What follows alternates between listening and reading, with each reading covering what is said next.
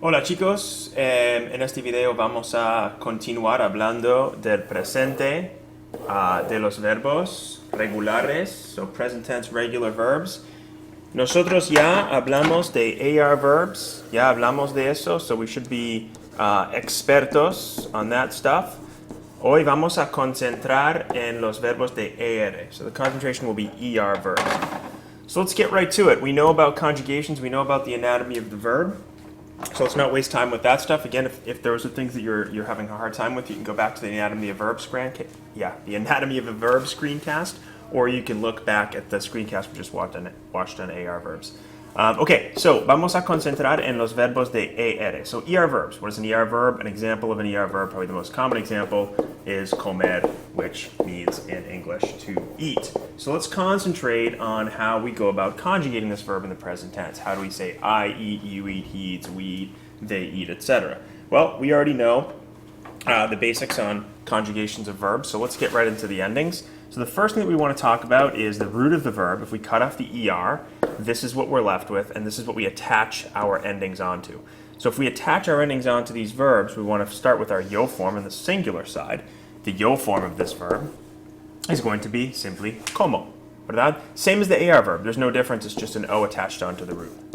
To form is a little different, but it actually makes sense. Instead of the as, it's an es, so comes, so our ending is an es. Again, this form here, él, ella, usted, and I can't stress enough, there's three forms, he, she, and you. I've talked about that before. Here is going to be come, and the ending is just an e. So just like the a ending, it's just, with an ER verb, it's obviously just going to be an e. We talked about that this side over here is your singular side of verbs, and this one over here is your plural side of verbs. So the plural, if you want to talk about more than one person, first one being we, nosotros. Again, here's your root, attach your ending on. In this case, your ending is hemos, E-M-O-S. Vosotros form, which again, really only used in Spain. I don't use it too much, good to know. Your ending is es. Notice it has the accent on the E there. So coméis, for you all eat. And then finally, ellos, this one again with three forms, ellas and ustedes. Really important to understand, these two, ellos and ellas, mean they. The AS would be all girls, the EOS would be either all guys or a group of guys and girls. And the ustedes form means you guys or you all. Really important, three different things. For one ending, the ending is N, comen. So looking at these endings by themselves, you have O, es, e, hemos, es, N. So for any regular verb,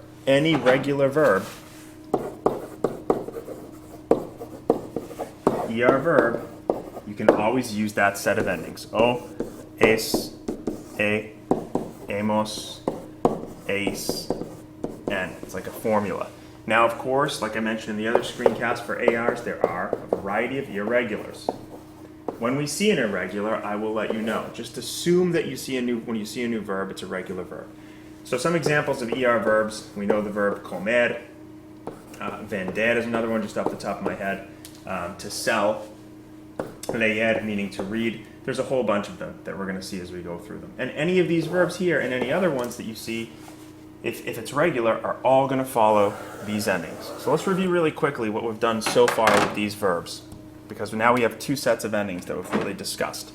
AR endings, o, as, o, as. Oh, I'm on my eraser. O, as, this is what happens when you do a live recording. Amos, ais, an. And we know what all these subjects are at this point. We'll do ER in another color. ER verbs are going to, let's put a little dash here so we know it's an ending. O, es, e, hemos, es, N. And that's it.